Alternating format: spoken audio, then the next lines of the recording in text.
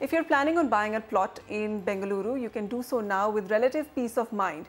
The rising number of cases of developers delivering plots without completing planned infrastructure has made the government take a tough stand on the issue.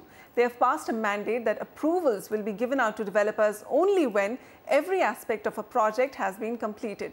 Lakshmi Sivadas reports. 10 years ago, things were going very well for Ravi Shetty. He had just become the proud owner of a 30 by 50 site sold by a private developer in Bengaluru, and he was planning to build his dream home there. Unfortunately for him, his joy didn't last long. Not only was there no development taking place on the layout, the developer had also taken a 1,50,000 rupee booking amount from him and then was found absconding.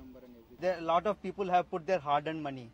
So in our group, there are few retired people who has put their PF money to book a plot.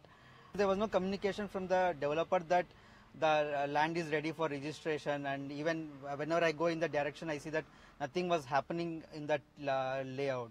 So that's how even I got a doubt that the builder might be cheating me.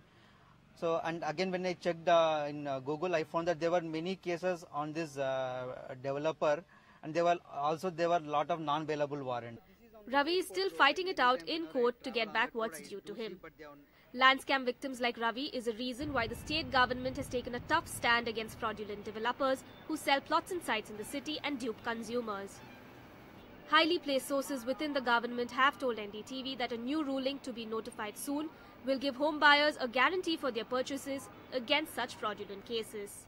The order passed by the state legislature says that all private developers who develop layouts in the city will receive approvals to sell plots only after the entire layout infrastructure is put in place as per the plan. This is expected to usher in transparency into the market.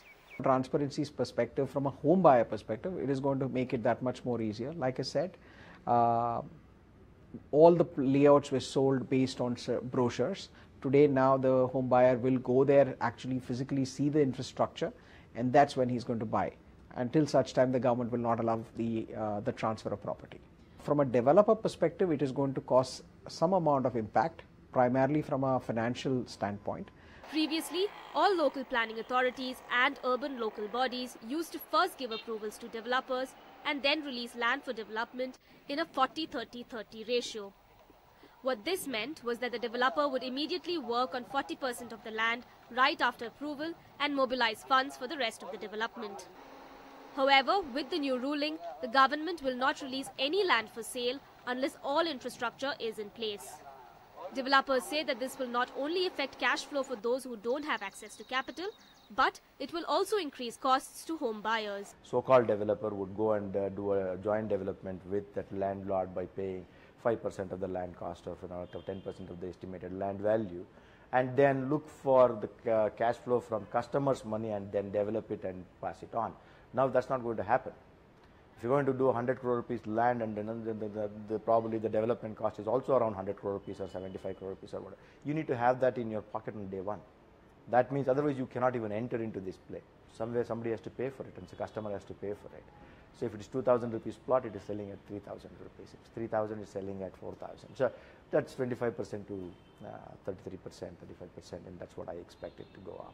The new ruling is expected to weed out disorganized and non-serious players from the sector. The government is awaiting the governor's consent to issue the final notification. The final order is expected to come out in the next 3 to 4 weeks. From Bengaluru, with camera person Kumar, Lakshmi Sivadas for NDTV.